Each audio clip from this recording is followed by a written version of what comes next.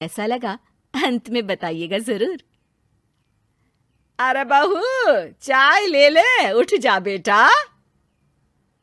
अरे मम्मी रहने देती ना, मैं उठ तो रही थी। अरे कोई बात नहीं, खाने में क्या बनाना है वो बता दे। देख लो माँ, कुछ भी जो ये कहे बना लेते हैं। बेटा, मैंने तो जो सब्जी थी वो काट दी है, तू बस रोटियां बना लेना। ये हर रोज सुबह का सीन था ममता के ससुराल का। एक दिन पड़ोसन कहती है, अरे बहन जी, सारा दिन काम करती रहती हो, थकती नहीं क्या आप? बहू क्या करती रहती है सारा दिन? अरे वो भी कुछ ना कुछ करती ही रहती होगी। अब इतनी भी बूढ़ी तो नहीं हूं मैं जो बैठ जाऊं कि सामने काम पड़ा है और मैं बैठी रहूं। अरे लेकिन बहू की तो आदत खराब हो जाएगी जब सारा काम आप ही कर दोगी। अरे ठीक है ना, कम उम्र में हमारी भी शादी हुई थी। अब आजकल के पढ़ने लिखने वाले बच्चों को सारी जिम्मेदारी लेने में भी तो वक्त लगता है। बहू है तो क्या हुआ, मेरी बेटी की उम्र की ही है ना।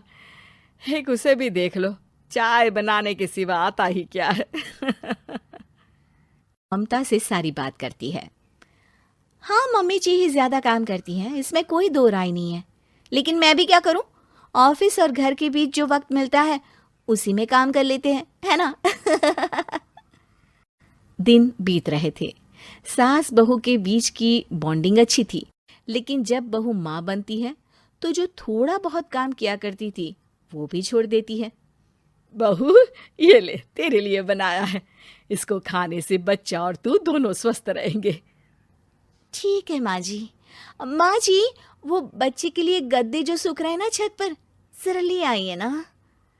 तभी वहां पति आ जाता है। अरे माँ रुको, मैं ले आता हूँ, तुम मेरा खाना लगा दो। माँ किचन में चली जाती है। पता है, बगल वाली डॉली है ना, वो लोग हमारी साइड के हैं। उसकी सास ने तो उसकी हड्डियों को मजबूत करने वाले लड्डू बनाए हैं। उसे भी बच्चा हुआ है ना। पता नहीं मम्मी जी क्या पानी सा उबाल कर दे देती है, मैं तो बस वही खा लेती हूँ। अरे तो तुम्हारे साइड बनता है तो तुम अपनी माँ से बोल दो, वो बना देंगी। आहा, माँ की तबीयत ठीक नहीं रहती, तुम जानती हो ना, कैसे बनाएंगी वो। अरे क्या हो गया सासू माँ को? कल तक तो फेसबुक में किटी की फोटो डाल रही थी। अच्छा अच्छा चुप रहिए। डॉली की सास ने मनाया है, तुम लोगों का भी तो फर्ज बनता है। तभी वहां सास आ जाती है। ये ले बहू, गर्म पानी की बोतल। गर्म पानी पीने से पेट अंदर हो जाएगा। नहीं नहीं माँ जी, गर्म पानी पीने से प्यास नहीं बुझती। अरे पी लेना बेटा। वो बगल वाली डॉली को तो जानती है ना, जो तुम लोगों के साइड की है। तेरे साथ ही उसका भी बच्चा हुआ था। बेचारे का कोई ख्याल रखने वाला नहीं। सारा काम करती है और रात में बस एक लड्डू खाकर सो जाती है। पेट तो लटक ही गया है और बच्चा तो कितना कमजोर सा है उसका। अच्छा माँ, क्या बात है, डॉली की ये हाल है?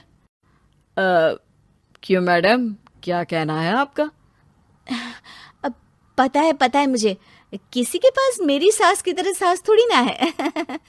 नहीं नहीं बेटा, ऐसा नहीं है। मेरे लिए तो तुम सभी मेरे बच्चे जैसे ही हो। ममता को समझ में नहीं आता कि वो सास में कैसे कोई बुराई निकाले, क्योंकि हर कोई उससे उसकी सास की तारीफ ही किया करता था। एक रोज ममता के घर उसकी ननद आती है। अरे भाभी, मुन्नी को तो 6 महीने हो गए, आप अभी भी बेड पर हो? आ गई है आप? कैसी हैं बुआ? बच्चा होने के 6 महीने बाद आई हैं आप? भाभी, अमेरिका दूर है ना, तो वक्त लग जाता है। अब इनकी छुट्टी अभी थी तो सभी आ गए। वैसे माँ कहाँ है? थकी हारी सास बेटी को देखकर खुश हो जाती है। माँ, इस बार तेरा वीजा तैयार है, मेरे साथ चलने को तैयार रहना। हाँ हाँ बेटा, मैं तैयार हूँ। अरे ऐसे कैसे माँ, मैं कैसे मैनेज करूंगी? कैसे मतलब? जैसे मैंने किया अमेरिका में, आप इंडिया में कर लेना। वैसे आपका तो मायका भी पास ही में है ना। हाँ वो तो है, लेकिन वहाँ माँ के पास वक्त नहीं होता।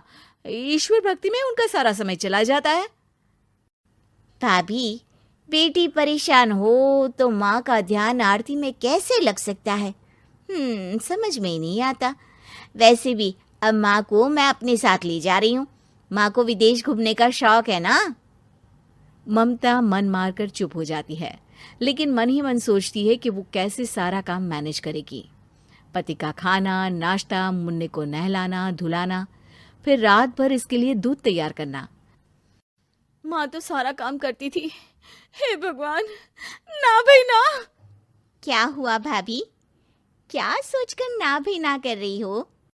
अरे कुछ नहीं, बस बच्चे के बाद से ही कमजोरी ज्यादा हो गई है ना, तो अचानक से बड़बड़ाने लगती हूँ मैं। अगले दिन ममता अपनी माँ को फोन करती है। राधे राधे। माँ मैं क्या करूँ, मेरी सास तो अमेरिका जा रही है बेटी के पास। अब घर का सारा काम, बच्चा, सब कैसे मैनेज करूँगी। तू आ जाना माँ कुछ महीनों के लिए मेरे पास।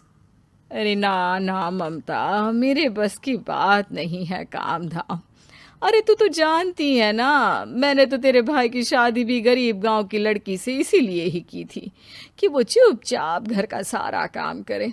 वैसे भी अब तो आदत भी नहीं रही मेरी काम करने की। ममता को माँ पर बहुत गुस्सा आता है। ठीक है माँ, देख लूंगी मैं, लेकिन मेरी मुसीबत के वक्त आप मेरा साथ नहीं दे रही है। अब भूल जाना मुझे। ममता गुस्से में आकर फोन रख देती है और रोने लगती है, लेकिन बेचारी करे भी तो क्या। अब सास और ननद दोनों घर का काम करते, नेहा आराम करती, लेकिन अब आराम में भी उसे चिंता रहती। और फिर वो दिन भी आ जाता है जब ननद का जाने का वक्त आ जाता है। भाभी मैं जा रही हूँ, अपना और मुन्ने का ख्याल रखना। ममता सास को देखती है और गले लगकर रोने लगती है। माँ जल्दी आ जाना।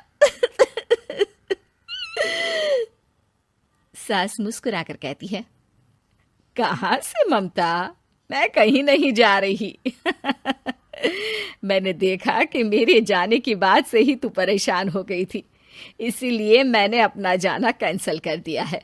तू चिंता ना कर, मैं तेरे साथ ही रहूंगी। ममता को अपनी माँ की बात याद आती है कि कैसे उसके कहने पर भी ममता की परेशानी को समझने की बजाय उसने मना कर दिया, जबकि सास ने बिना कुछ कहे बहू की समस्या पढ़ ली। हाँ माँ, हम सब साथ चलेंगे बाद में दीदी के घर अमेरिका। आज से आप रानी बनकर रहना और मुन्ने को देखना। मैं समझ चुकी हूँ कि मेरा फर्ज क्या है।